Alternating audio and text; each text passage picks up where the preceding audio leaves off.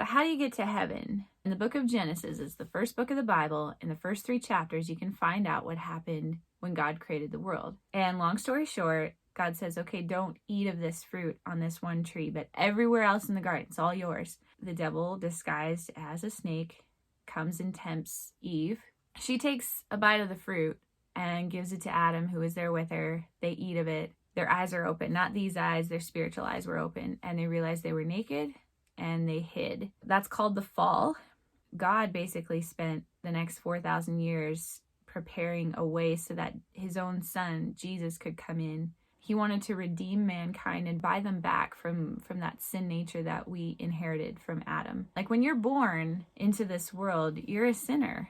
And I know that sucks to hear, but it's just like you were born with a sin nature. That's all there is to it. Everybody was. So what our decision now is, what Jesus did on the cross, was he basically said, I offer you everything that I am, who I am. And he says, I'll trade you. You can have my life and I'll take yours. I'll take the junk that you've done. I'll take the sin that you've committed. I want to buy you back. I want to redeem you. I want to take care of that sin nature. It's up to you. He's not going to make you do it. So he's a gentleman. He's not going to force you to take a gift, but what he does offer you is eternal life. He offers you a home in heaven. He offers you a friendship with Jesus. He offers you himself. And basically he's saying, will you allow me to come into your life? Will you allow me to show you who I am? And he gives himself to us, and we give up our crap that we've had, our disgusting nature, and we give that all over to him. He was made sin on the cross. He was made to be sin for us so that we could become sons and daughters of God. So it's a trade. Yeah, I'll take you up on that trade. You did everything right. I seem to do everything wrong. I'll trade you. And it's so easy. You know, people think, well, I'm a good person. I mean, I volunteer over here and I've been to church my entire life and come from a good family. I work hard and I provide for a lot of people and I deserve to go to heaven. None of that will get you there.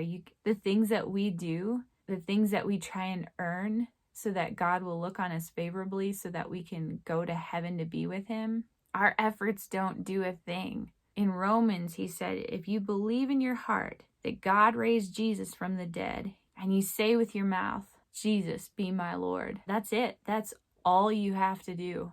It's so simple. Even if you have gone to church your entire life, that's a good thing to do, but it won't save you.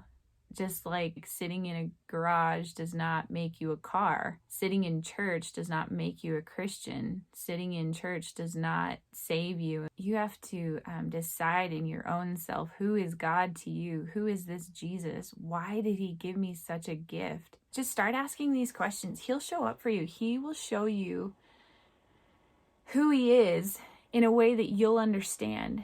And you don't have to understand how it all works. You can just say, okay, I believe you, God. And it's the most important decision that you'll ever make in your life. If you don't make that choice, you say, I got lots of time. I've got years ahead of me. I'm young. You know, if your life was gone today, if you had 24 hours left to live, you would want to know where you're going to go after. Deep down, you need to know where you're going. There is a hell, and it is not good. I'm so going to hell. I'm so bad, blah, blah, blah. And they'll make jokes about it. It is awful. I would not want anybody to go there, and God does not want you to go there either. He wants everybody to be saved, to come to a knowledge of him, to realize what he did for them. The decision's in your hands and nobody else can make it for you. When you do invite him in, he just cleans you up. He washes you. The feelings that you've had inside, the sin, the mistakes, the condemnation, the guilt, and the shame, never being able to do anything right. He will wash that all away and he'll make your inside clean, and it feels so good. Do you make mistakes after? Yeah, we're not perfect, but boy, is it ever nice to have a God who takes care of it for you. So think about it today. If this was the last day of your life, would you do anything different? Would you say anything different? Would you maybe want to get to know this God a little bit? And you just have to say yes to him. By not choosing, you've made your choice. Take account of what's going on in your life right now and just say yes to Jesus. It's the best decision you'll ever make.